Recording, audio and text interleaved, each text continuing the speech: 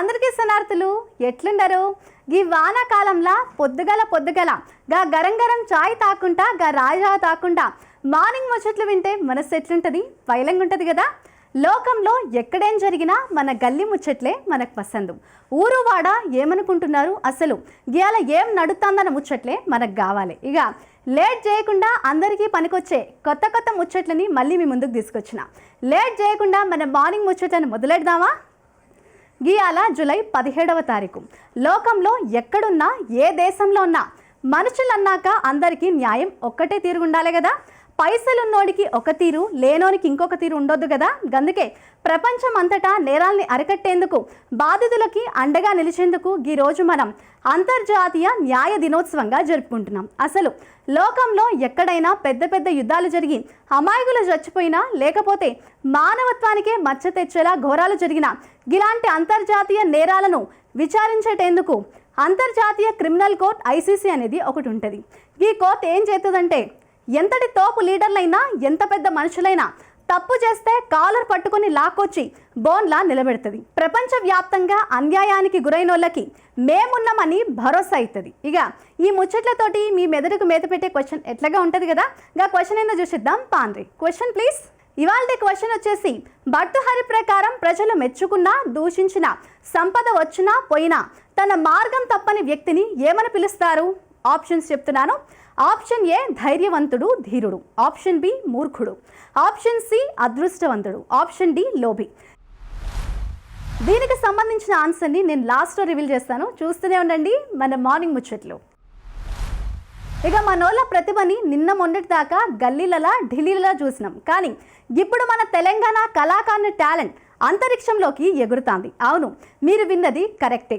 విక్రమ్-1 rocket machine ఆగమన్లా మన micro artist Ajay Kumar Mattewada గీసిన బొమ్మలు నింగికెళ్తున్నాయి. గదేందుకు ఇప్పుడు చూసిద్దాం పాండ్రి.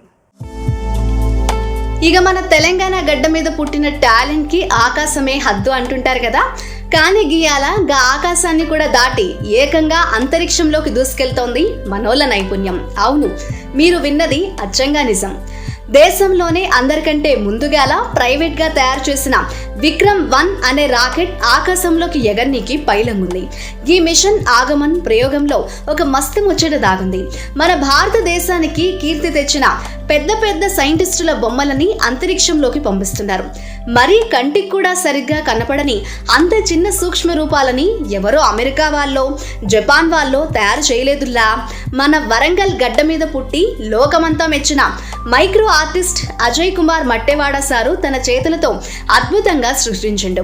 ఈ మిషన్ లో భాగంగా అంతరిక్షంలోకి తీసుకెళ్లే సామాన్ల పొదిలో గదేనుల్లా పేలోడ్లో మన అజయ్ కుమార్ సార్ తయారు చేసిన ఒక చిన్న రాకెట్ ఉంది. ఇది మామూలు రాకెట్ కాదుల్లా, 18 క్యారెట్ల ప్యూర్ బంగారంతో చేసిన రాకెట్. ఈ చిన్న రాకెట్ పైన నోబెల్ బహుమతి గెలుచుకున్న మన సర్ సివి రామన్ సారు, భారత అంతరిక్ష పితామహుడు విక్రమ్ సారాభాయ్ సారు, మాజీ రాష్ట్రపతి missile man of India doctor APJ Abdul Kalam sir బొమ్మలని చెక్కిండు మన అజయ్ కుమార్ సార్. ఇక ఈ బొమ్మల సైజు ఎంత ఉంటుందో తెలుసా? ఒక్కొక్కటి మనం తినే ఒక బియ్యం గింజ కంటే కూడా చాలా చిన్నగా ఉన్నాయి. అసలు గింత చిన్న బియ్యం గింజంత ప్లేస్లో ముక్కు మొహం చెక్కడం అంటే గది సామాన్యమైన ముచ్చట కాదులా. గుండె నిండా ఓపిక, చేతుల్లో అద్భుతమైన నైపుణ్యం ఉంటేనే గిట్లాంటి అసాధ్యమైన కళాఖండాలు పుట్టుకొస్తాయి. స్కై రూట్ ఏరోస్పేస్ వాళ్ళు జూలై 12 నుంచి ఆగస్టు 4 మధ్యలో ఈ ప్రయోగాన్ని చేయబోతున్నారు. ఇప్పటిదాకా భూమి మీదున్న ఎన్నో రికార్డులను తిరగరాసిన అజయ్ కుమార్ గియాల ఏకంగా ఆకాశంలోకి తన పేరుని, మన దేశం పేరును తీసుకుపోతుండు. తన మైక్రో ఆర్ట్ ప్రతిభను విశ్వవ్యాప్తం చేసి మన తెలంగాణ హస్తకళల వైభవాన్ని, నైపుణ్యాన్ని అంతరిక్ష స్థాయికి తీసుకెళ్లిన మైక్రో ఆర్టిస్ట్ అజయ్ కుమార్ మట్టెవాడ సార్కి మనందరి తరఫున గట్టిగా దండాలు. ఇక ఈ రోజుల్లో పొద్దుగల లేచినప్పటి సంది రాత్రి పండుకునేదాకా ఏదో ఒక రంది, తిప్పలు, టెన్షన్లు. మనుషులకి ప్రశాంతత అన్నదే కరువైపోయింది కదా. చేతిలో ఫోన్లు, తలకాయల 100 ఆలోచనలు. తింటున్న తిండి మీద ధ్యాస ఉండదు, పక్కనున్నోళ్ళ ముచ్చట వినే ఓపికే ఉండదు. మరి ఈ రందంతా పోయి మనసు కుదుట పడాలంటే ఏం చేయాలి? మనల్ని మనం ఎట్లా గెలుచుకోవాలి? ఇదే ముచ్చట మీద మనకు క్లారిటీ ఇయ్యనీకి, మన జీవితాన్ని ప్రశాంతంగా ఎట్లా మార్చుకోవాలో చెప్పనీకి ఈరోజు mindfulness expert Ram Jaldurgam sir మనతోటి రెడీగా ఉన్నారు. మైండ్ఫుల్నెస్ అంటే ఏంది, ప్రస్తుత కాలంలో బతుకుతున్న క్షణాన్ని ఆనందంగా ఎట్లా అనుభవించాలో సార్ మాటలోని అడిగి తెలుసుకుందాం. తాండ్రి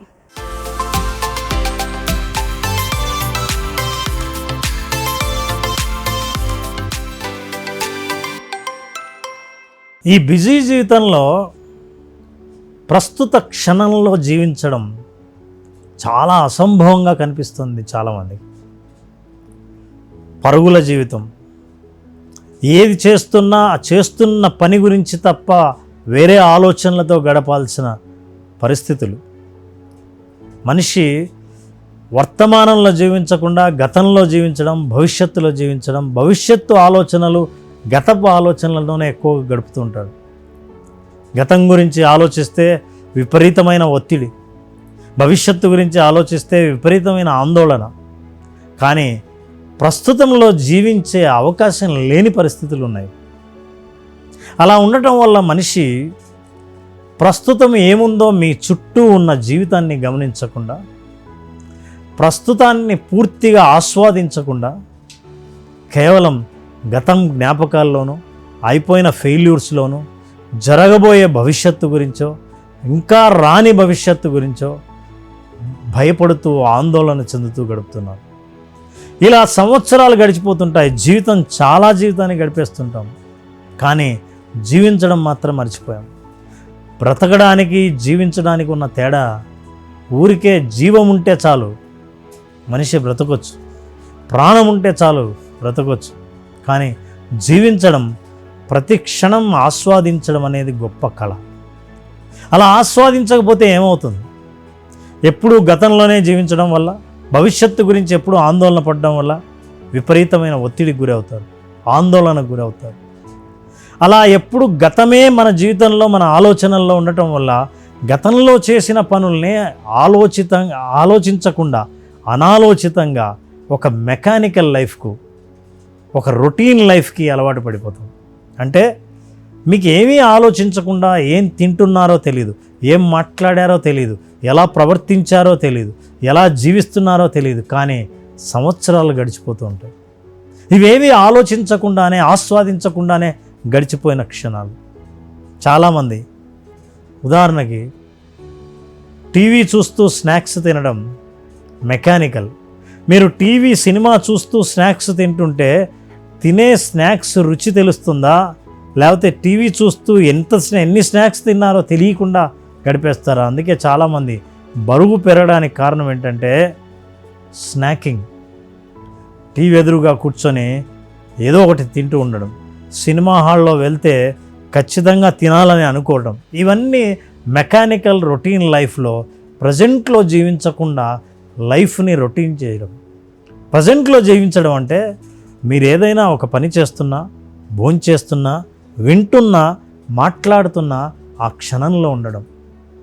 ఇతరులతో మాట్లాడుతుంటే శ్రద్ధగా వినడం, వాళ్ళు ఏం చెప్పారో ప్రతి విషయాన్ని గుర్తుపెట్టుకోవడం, మీరు మళ్ళీ మాట్లాడినప్పుడు అవతల వాళ్ళకి మీరు చెప్పింది విన్నారు అనే భావన వాళ్ళకి కలిగించడం, ఇవన్నీ మీరు వర్తమానంలో జీవించినప్పుడే జరుగుతాయి. కానీ వర్తమానంలో జీవించకుండా ఉన్న జీవితాలు ఎలా ఉంటాయంటే ఎప్పుడూ ఇక్కడే ఉంటాం, కానీ మనసు మాత్రం ప్రయాణం నిరంతరం చేస్తూనే ఉంటుంది. ఇలా నిరంతర ప్రయాణం చేసిన వాళ్ళు సరైన నిర్ణయాలు తీసుకోలేరు, పనుల్ని వాయిదా వేస్తారు. ఊహించుకున్న జీవితం ఏదైతే ఉంటుందో, భయపడిన జీవితం ఏదైతే ఉంటుందో ఆ భయాన్ని ఎప్పుడు మోస్తూ ఉంటారు. ఇలాంటి వాళ్ళ జీవితం మెకానికల్గా రొటీన్గా జరగడమే కాకుండా ఏ ఆస్వాదన లేకుండా బ్రతకడం మాత్రమే జరుగుతూ ఉంటుంది. దాని నుంచి మనం బయటపడాలి. అసలు జీవితాన్ని జీవించడం అంటే ఏంటో ఆ జీవన కళ తెలియాలి. ఆ జీవన కళ తెలియాలంటే మనం ఎక్కువ శాతం చేస్తున్న పని మీద దృష్టి పెట్టడం.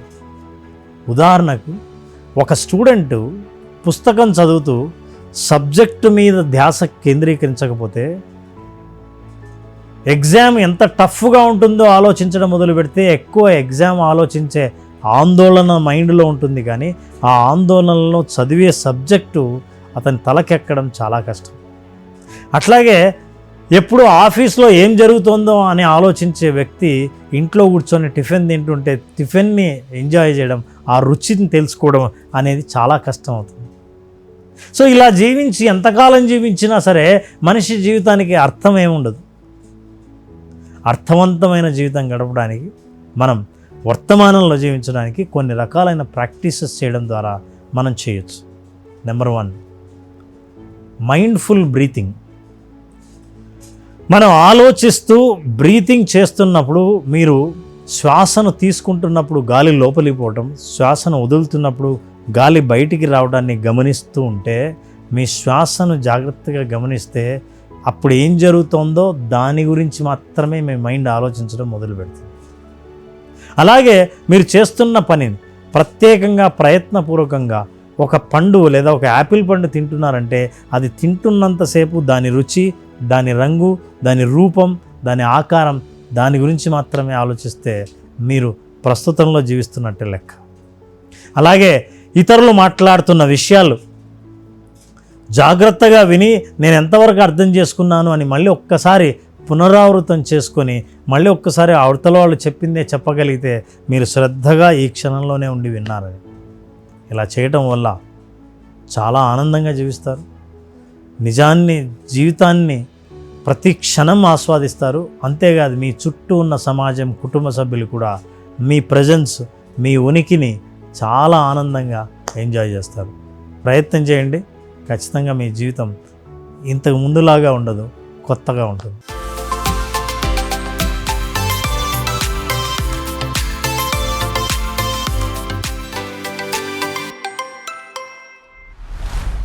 మస్తు ముచ్చట చెప్పిండ్రు కదా రామ్ సారు. నిజంగానే నిన్నటి గురించి రంది వద్దు, రేపటి గురించి భయం వద్దు. గీ రోజు గీ నిమిషం మన చేతిలో ఉన్న బతుకును ఎట్లా ప్రశాంతంగా జీవించాలో ఎంతో చక్కగా వివరించింది కదా.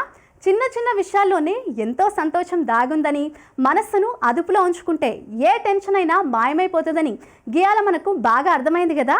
గింత మంచి విషయాలు పంచుకున్నందుకు రామ్ జల్దుర్గం సార్కి మన ఛానల్ తరఫున, ప్రేక్షకుల తరఫున పెద్ద థ్యాంక్స్. ఇక ఈ రోజుల్లో తిండి తిప్పలు సరిగ్గా లేక పెయ్యి వంచి పనిచేసుడు తగ్గిపోతుంది. గందుకనే అందరికీ ఏవో ఒక నొప్పులు, ఒళ్ళు బరువెక్కడం లాంటి పంచాయతీలు ఎక్కువైపోయినాయి. గందుకే ఈ రోజు మనతోని యోగా ట్రైనర్ వానరెడ్డి మేడం మనతోటి ఉన్నారు. మన ఒంట్లో ఉన్న కొవ్వును కరిగించి జాయింట్ను ఫ్రీగా చేయడానికి స్టిక్ సాయంతో సింపుల్ యోగాసనాలు ఎట్లా చేయాలో మనకు చూపిస్తారట. ఇంకెందుకు లేటు, అందరికీ నమస్కారం. నా పేరు వాణిరెడ్డి, నేను యోగా ట్రైనర్.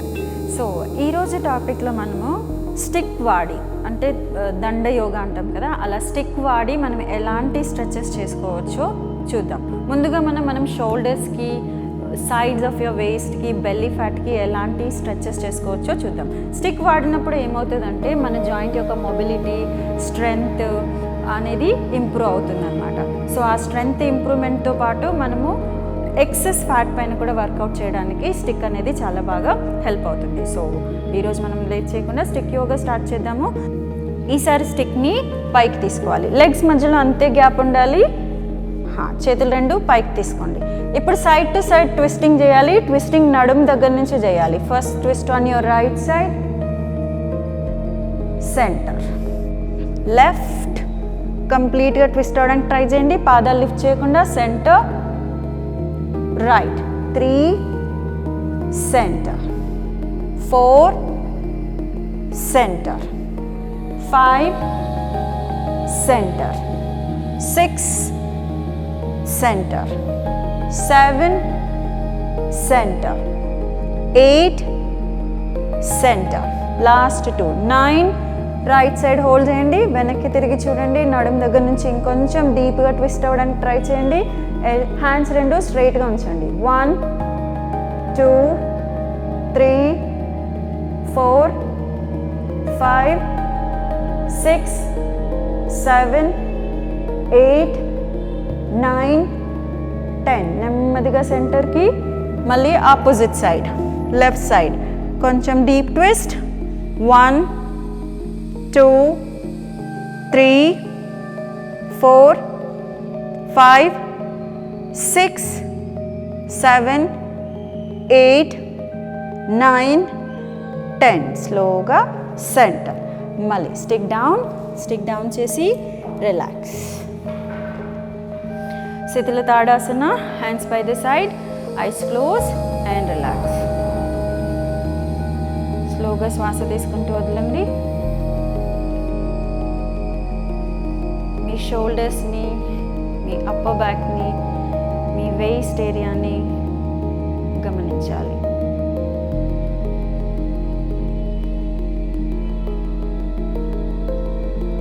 నెమ్మదిగా శ్వాస తీసుకోండి. శ్వాస వదులుతూ మళ్ళీ కళ్ళు తెరవాలి. మళ్ళీ స్టిక్ తీసుకోండి. ఇప్పుడు కాళ్ళ మధ్యలో 3 నుంచి 3.5 అడుగుల గ్యాప్, 3.5 feet డిస్టెన్స్. మీ స్టిక్ని ఇలా మీ తల వెనకాల పెట్టి నెక్ మీద పెట్టకుండా షోల్డర్ మీద తీసుకొని చేతులు 2 ఇలా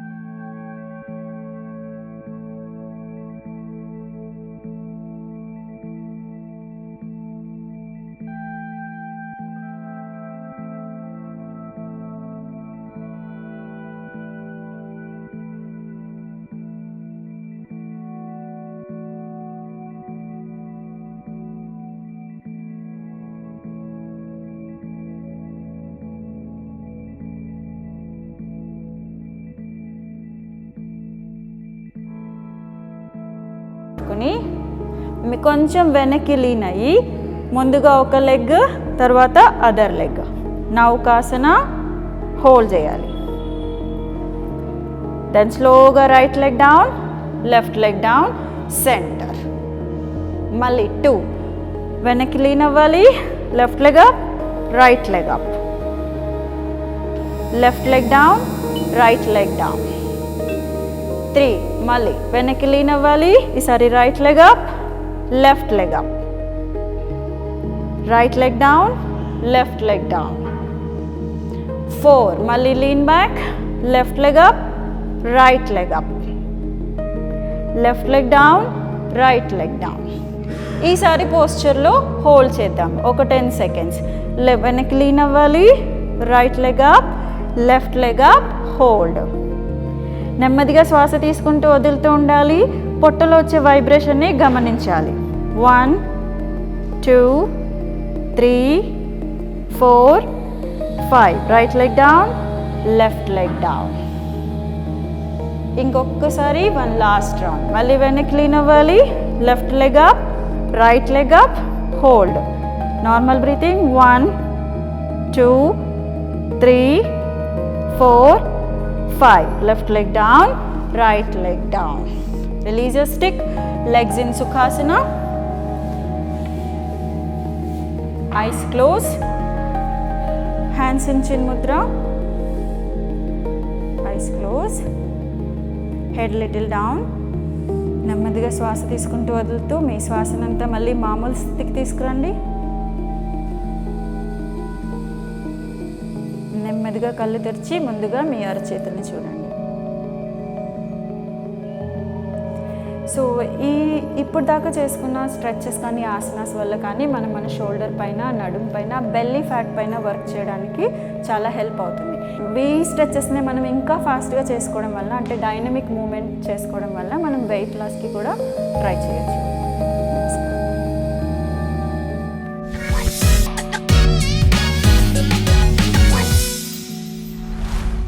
మార్నింగ్ ముచ్చట్ల ప్రోగ్రాంలో షార్ట్ బ్రేక్ తీసుకుందాం. వెల్కమ్ బ్యాక్ టు మార్నింగ్ ముచ్చట్లు. చూస్తుండే కదా, స్టిక్ సాయంతో ఎంత మంచిగా స్ట్రెచెస్ చేసుకోవచ్చో. రోజు పొద్దుగాల లేచి ఒక 10 నిమిషాలు గిట్ల స్టిక్ యోగా చేస్తే నడుం నొప్పులు మాయమైపోతాయి. ఒంట్లో ఉన్న బద్ధకం వదిలిపోయి రోజంతా మంచిగా ఉత్సాహంగా ఉంటుంది. మీరు కూడా గిట్లని ఇంట్లో ట్రై చేయండి. పైలం జాగ్రత్త చేసేటప్పుడు. ఇక గియాల నాస్తాలో ఏంది వాళ్ళ స్పెషల్ అనుకుంటున్నారా? మనందరికీ తెలుసు, ఒంట్లో సత్తు ఉంటేనే కదా మనం ఏదైనా సాధించేది. అందుకే ఈరోజు మన కిడ్నీ బీన్స్ అంటే మన రాజ్మాతో ఒక అద్దరిపోయే ర్యాప్ వంటకం చేయబోతున్నాం. చూడ్డానికి చిన్నగా ఉన్న ఈ బీన్స్లో ఉండే ప్రోటీన్స్ చూస్తే దిమ్మ తిరిగిపోవాల్సిందే. మన కండలకి బలం, మన గుండెకి ధైర్యం ఇచ్చే ఈ కిడ్నీ బీన్స్ని చపాతీలో చుట్టి మస్తు మసాలాలు కలిపి ఎట్లాంటి రుచికరమైన ర్యాప్ చేయాలో ఇప్పుడు చూసేద్దాం. పాండ్రి. నమస్కారం, welcome to smart breakfast. And ఈరోజు మనం చేసుకోబోయే recipe protein rich kidney bean wrap. దీనికి కావాల్సిన పదార్థాలు ఏంటో ఇప్పుడు చూద్దాం. ప్రోటీన్ రిచ్ కిడ్నీ బీన్ ర్యాప్కి కావాల్సిన పదార్థాలు: బాయిల్డ్ కిడ్నీ బీన్, ఉల్లిపాయ ముక్కలు, టమాటా ముక్కలు, తురిమిన కీరా, తురిమిన carrot, oregano, chilli flakes, oil, పెరుగు, ఉప్పు, గోధుమ పిండి. Protein rich kidney bean wrap అనగానే చాలా పెద్ద పేరు కదా, చాలా కష్టంగా ఉంటుందని అనుకుంటారు. బట్ మనది ఇది స్మార్ట్ బ్రేక్ఫాస్ట్ సెగ్మెంట్ కాబట్టి హెల్దీగా, సింపుల్గా, ఈజీగానే అయిపోతుంది. ఎటువంటి ప్రాబ్లం ఏమి ఉండదు. బిజీ ఉన్న వాళ్ళు కూడా ఈజీగా దీన్ని తయారు చేయొచ్చు అనమాట. సో ఈ ప్రోటీన్ రిచ్ అని ఎందుకు ఇక్కడ చెప్పానంటే, చాలామంది బ్రేక్ఫాస్ట్లో ప్రోటీన్ అనేది కరెక్ట్గా తీసుకోరు. ప్రోటీన్ తగ్గిపోవడం వల్ల మన బాడీలో చాలా హెల్త్ ప్రాబ్లమ్స్ అనేవి వస్తాయి. చాలామందికి మీకు తెలిసే ఉండొచ్చు, మోకాలు నొప్పులు, నడుం నొప్పులు కానీ అండ్ బాడీ క్రాంప్స్ అనేవి ఎక్కువగా వస్తాయి. దీనికి మెయిన్ రీజన్ ఏంటి అంటే, మన బాడీలో కావాల్సిన పోషక విలువలు, అందులో మొదటిది ప్రోటీన్ అనేది కరెక్ట్గా లేకపోవడం వల్ల. ప్రోటీన్ అనేది మన డైట్లో చాలా మిస్ అవుతుంది. సో ప్రోటీన్ అనేది తగ్గిపోవడం వల్ల ఎన్నో హెల్త్ ప్రాబ్లమ్స్ అనేవి వచ్చేస్తూ ఉంటాయి. మొదటిది మజిల్ క్రాంప్స్ అంటాము. చాలామంది వినే ఉంటారు, ఏదన్నా ఒక చిన్న ప్రాబ్లం వచ్చినా కానీ కూడా ఎక్కువగా మజిల్స్ అనేవి నొప్పిగా ఉండడము, నీరసం, అలసట ఇలాంటివన్నీ ఉంటాయి. సో ఇవన్నిటికీ కారణం ఏంటి అంటే, మొదటిది B12 డెఫిషియన్సీ. దీంతో పాటు వాళ్ళకి ఐరన్ డెఫిషియన్సీ ఉంటుంది. అండ్ ఇంపార్టెంట్ థింగ్ ఏంటి అంటే ప్రోటీన్. వాళ్ళ డైట్లో ప్రోటీన్ కరెక్ట్గా లేకపోతే ఈ ఇష్యూస్ అన్నీ వస్తాయన్నమాట. అందుకే మన బ్రేక్ఫాస్ట్లో కంపల్సరీ ఒక ప్రోటీన్ ఐటమ్ ఉండేలాగా చూసుకోవాలి. అందుకే మనం ఈరోజు protein rich kidney bean wrap అనేది చేసుకోబోతున్నాం. సో ఇప్పుడు తయారీ విధానం చూద్దామండి. ముందుగా మనం చపాతీని రెడీ చేసుకోవాలి. సో ఆల్రెడీ చపాతీ పిండిని మనం తీసేసుకున్నాం. దీన్ని రౌండ్గా చేసి, సో కొంచెం ముద్ద తీసుకొని మనం చపాతీలాగా చేసుకుందాం. కొంచెం గోధుమ పిండిని వేసుకుందాము.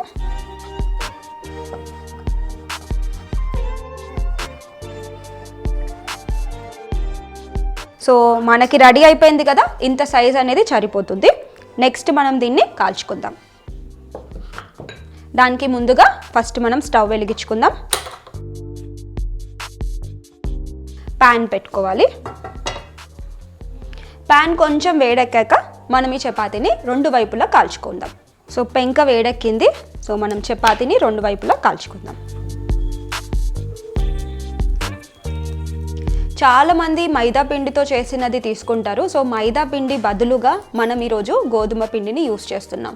ఒకవేళ మీకు ఇంకా హెల్తీగా కావాలి అంటే కొంచెం దీంట్లోనే రాగి పిండి కానీ జొన్న పిండి కానీ వేసేసుకొని ఇలా మల్టీగ్రెయిన్ వేలో కూడా చేసుకుంటే ఎంతో బెనిఫిట్ అనేది వస్తుంది.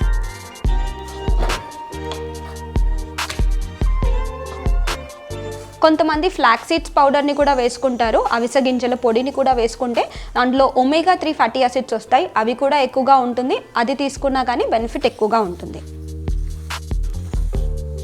కొంచెం నూనెను వేసుకుందాం. సో ఇది 2 వైపులా కాలింది కాబట్టి స్టవ్ ఆఫ్ చేసేద్దాం. ఇది మనం ఒక ప్లేట్లో తీసుకొని పక్కన పెట్టుకుందాం. ఇప్పుడు దీని యొక్క నెక్స్ట్ ప్రాసెస్ చూద్దాం. ఒక గిన్నె తీసుకోవాలి. పెరుగు తీసుకుంటున్నాను.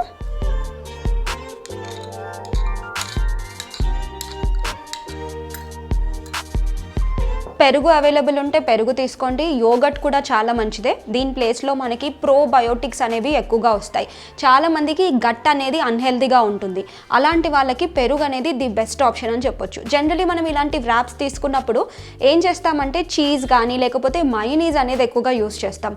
మయోనీస్ బదులుగా మీరు ఇలా హెల్తీగా ప్రోబయోటిక్, అదే స్పెషల్లీ మనకి యోగట్ కానివ్వచ్చు లేకపోతే పెరుగు కానివ్వచ్చు తీసుకుంటే బాడీకి ఎంతో బెనిఫిట్ వస్తుంది. అండ్ మయోనీస్ని టోటలీ అవాయిడ్ చేయగలుగుతాం. ఈ మధ్య పిల్లలందరూ మయోనీస్కి అడిక్ట్ అయిపోయారు. సో మయోనీస్ బదులుగా మీరు ఇంట్లోనే ఇలాగే హెల్తీగా చేసి పెడితే ఎంతో బెనిఫిట్స్ వస్తాయి అన్నమాట. సో దీంట్లో మనం కొంచెం ఆరిగానో ఫ్లేక్స్ని వేసుకుందాం.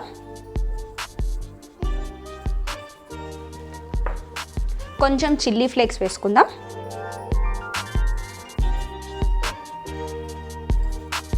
కొంచెం ఉప్పు,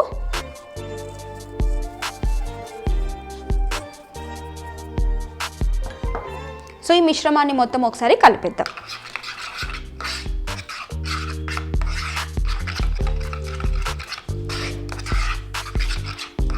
సో మిశ్రమం రెడీ అయిపోయిందండి. సో ముందుగా మనం చేసి పెట్టుకున్న చపాతీలో దీన్ని ఒక స్ప్రెడ్ లాగా చేసుకుందాం.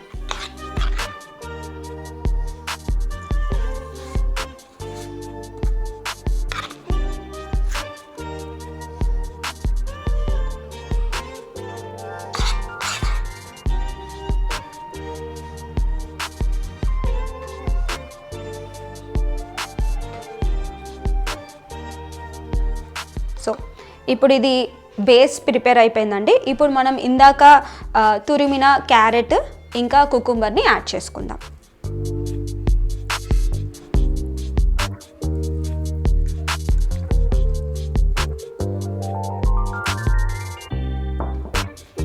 నెక్స్ట్ క్యారెట్ని వేస్తున్నాను.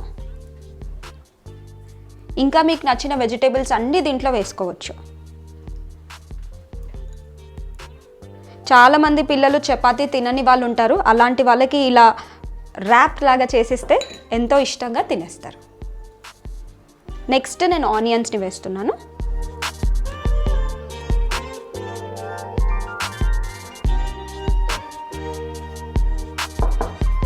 నెక్స్ట్ మన డిష్లో మెయిన్ ఇంగ్రీడియంట్స్ కిడ్నీ బీన్. దీన్ని మనం రాజ్మా అంటాము. ఇది రాత్రే నానబెట్టేసి పొద్దున్నే బాయిల్ చేసి పెట్టుకున్నట్టు అయితే ఈజీగా ఉంటుంది. యాక్చువల్లీ కిడ్నీ బీన్ అనేది చాలా హెల్దీ అండి. ఇందులో ఐరన్ ఎక్కువ ఉంటుంది అండ్ ప్రోటీన్ కూడా ఎక్కువగా ఉంటుంది. సో ఎవరైతే మహిళలకి ఐరన్ డెఫిషియన్సీ అనిమియా తోటి బాధపడుతున్న వాళ్ళకి ఇది ఒక బెస్ట్ ఆప్షన్ అని చెప్పొచ్చు అనమాట. సో కిడ్నీ బీన్ మనకి కిడ్నీకి కూడా హెల్ప్ అవుతుంది అనమాట. సో ఈ కిడ్నీ బీన్ని మనం దీంట్లో వేసుకుందాం.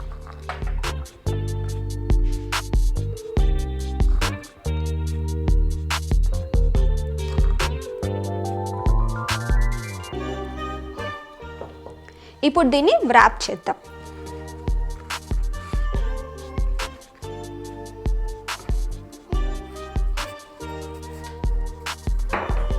ఇప్పుడు దీన్ని కట్ చేసుకుందాం.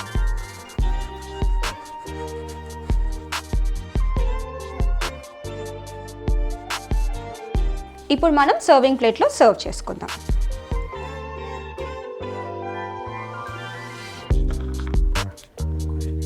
So healthy protein rich kidney bean wrap అనేది రెడీ అయిపోయిందండి.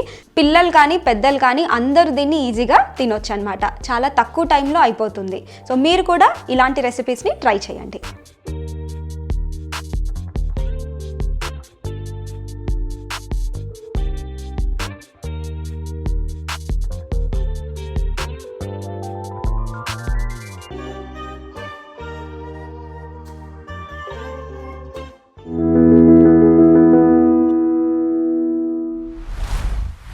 చూస్తున్నారు కదా, సూతాంటేనే నోట్ల నీళ్లు ఊరుతున్నాయి కదా.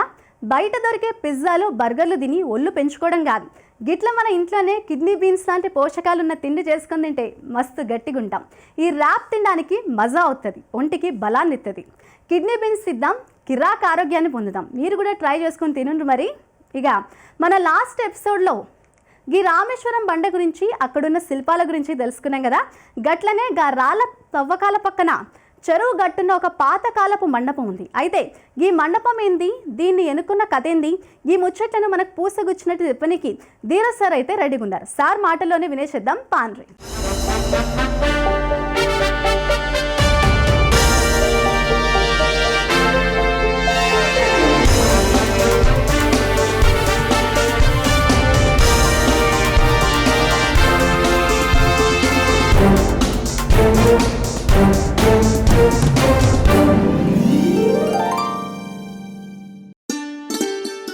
ఇప్పటిదాకా మనం చూసిన వీరగల్ల నుంచి మనం ఒక 150 మీటర్ల దాకా నడిచాం. ఇప్పుడు మనం ఉన్నది రామేశ్వరం బండ రాయి మీద. ఈ రాయి హైదరాబాద్ చుట్టుపక్కల ప్రాంతాల్లో ఒకప్పుడు అన్ని చోట్ల ఉండేది, ప్రస్తుతానికి మెల్లమెల్లగా అంతరించిపోతుంది. ఇది దక్కన్కి సంబంధించిన మోనోలిథిక్ రాయి. దీనికి సరైన ఎగ్జాంపుల్ భువనగిరి కోట. ఇప్పుడు ఈ రాయి అవతల వైపున మనం గమనిస్తే చెరువుకు పక్కగా ఒక మండపం ఉంది. ఇది చాలా పాత కట్టడం. మనం ఇప్పుడు దీనికి కొంచెం దగ్గరగా వెళ్ళి ఆ కట్టడం చరిత్ర, ఆ చుట్టుపక్కల ఉన్న విశేషాలు, వీటన్నిటిని గమనిద్దాం.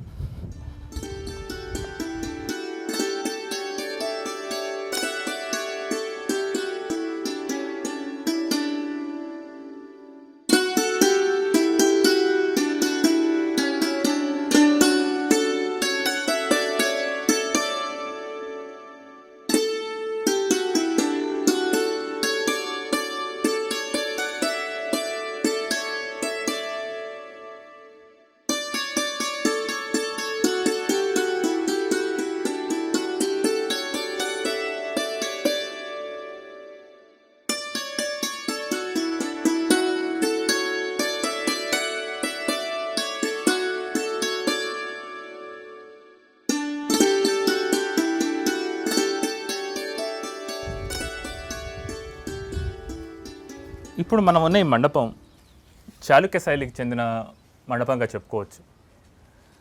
ఒకప్పుడు ఇది గుడి ప్రాంగణం కింద కనిపిస్తుంది. ఈ శైలి చాళుక్య చక్రవర్తి సోమేశ్వరుడి కాలానికి చెందిందై ఉండొచ్చు.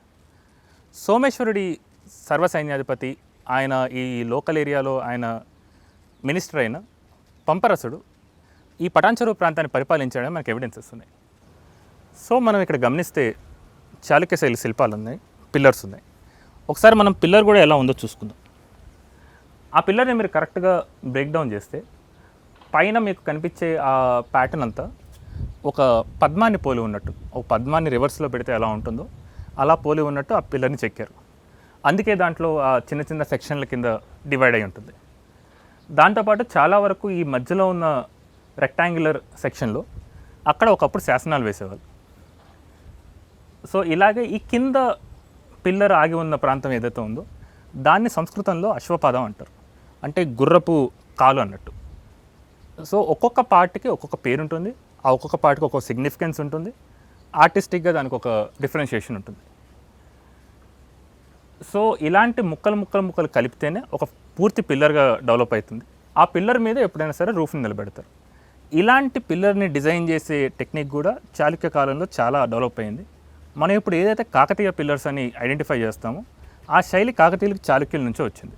కాకతీయులు ఒకప్పుడు చాళుక్యుల సామంతులు కాబట్టి వాళ్ళ శైలిని, వాళ్ళ శిల్పకళని, వాటిని వాళ్ళు పుణికిపుచ్చుకొని వాటిని ఫాలో అవుతూ వాటి ద్వారానే వాళ్ళ ఆర్ట్ స్టైల్ని డెవలప్ చేసుకుంటారు. ఈ మండపం సుమారుగా 1000 సంవత్సరాల పాతది. ఒకప్పుడు ఈ సెక్షన్లో, ఆ వెనక సెక్షన్లో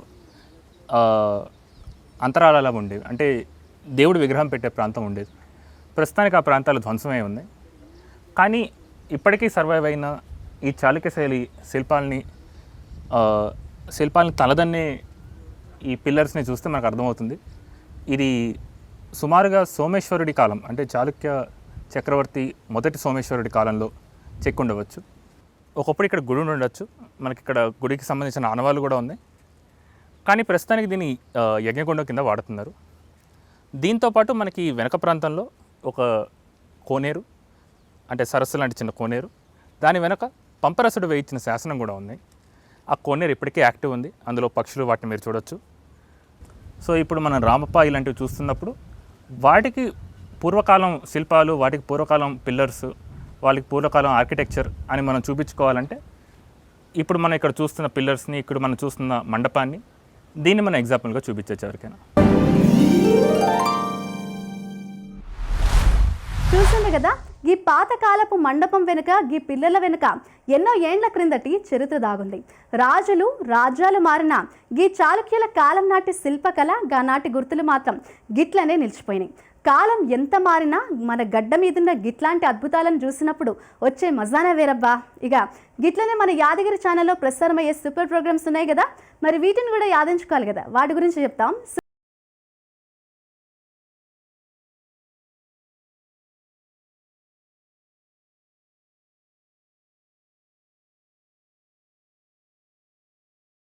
కార్యక్రమాలు ఉదయం 9 గంటలకు హాలీవుడ్ సినిమాలో భాగంగా లా అబైడింగ్ సిటిజన్ సినిమా, ఉదయం 11 గంటలకు చిత్రసీమ కార్యక్రమంలో ప్రముఖ సినీ నటుడు, రచయిత, దర్శకుడు అవసరాల శ్రీనివాస్ గారితో చర్చాడు. మధ్యాహ్నం 12 గంటలకు అపురూపమైన క్లాసికల్ డాన్స్ తో భారతీయ శాస్త్రీయ నృత్యాల మహత్తును మీకు పరిచయం చేసే వేదిక మువ్వల సవ్వడి కార్యక్రమం. ఈ రోజు మధ్యాహ్నం పచ్చని కాపురం సినిమా, కృష్ణ, శ్రీదేవి ప్రధాన పాత్రలో నటించిన ఈ సినిమా మధ్యాహ్నం 2 గంటలకు. సాయంత్రం 5 గంటలకు రైతు నేస్తం కార్యక్రమంలో పొట్టేళ్లు, పిల్లల పెంపకం, వాటి యాజమాన్యం గురించి డాక్టర్ అనుప శివరాజు గారు వివరిస్తారు. సాయంత్రం 5:30 ప్రతిరోజు కొత్త కార్యక్రమంతో మీ ముందుకు రానుంది రంగురంగుల హరివిల్లు సింగిడి కార్యక్రమంలో మనసంతా నువ్వే సినిమా గురించి విశ్లేషణ. సాయంత్రం 6:30 చిత్రలహరి కార్యక్రమం. రాత్రి 8 గంటలకు మీ ముందుకు రానుంది మధురాతి మధురమైన పాటలను మీ ముంగిట నిలిపి కొత్త గాత్రాలను మీకు పరిచయం చేసే వేదిక పాటల పల్లకి. ఈ రోజు రాత్రి సీతాదేవి సినిమా, చిరంజీవి, సుజాత ప్రధాన పాత్రలో నటించిన ఈ సినిమా రాత్రి 9:30. ఇక ఈ రోజు దూరదర్శన్ లో ప్రసారమయ్యే తెలుగు వార్తలు ఉదయం 8 గంటలకు, మధ్యాహ్నం 1 గంటకి, రాత్రి 7 గంటలకు, రాత్రి 9 గంటలకు. ఇక ఉర్దూ వార్తలు మధ్యాహ్నం 1:30, రాత్రి 7:30. రేపు ఉదయం 6:15 సన్మార్గం కార్యక్రమం, రేపు ఉదయం 6:30 నిత్యార్చన కార్యక్రమం. ఇక రేపటి ముఖ్య కార్యక్రమాలు రేపటి మార్నింగ్ ముచ్చటలో తెలుసుకుందాం.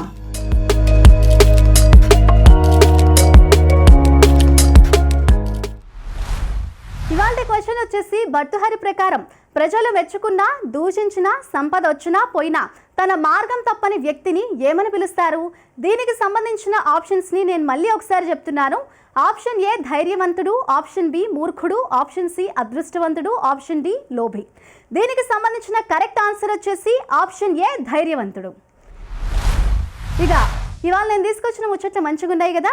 ఇంకా మా మార్నింగ్ ముచ్చట ప్రోగ్రామ్కి సంబంధించి మీరేమైనా మాకు సలహాలు, సూచనలు ఇవ్వాలనుకుంటే వెంటనే మాకు మెయిల్ చేయండి. మా మెయిల్ ఐడి తెలుసు కదా, programs@yadagiri@gmail.com. గిట్లనే రేపు మళ్ళీ పొద్దుగాల వచ్చే మార్నింగ్ ముచ్చట్లో కలుద్దాం. అప్పటి వరకు పైలం మరి, నమస్తే.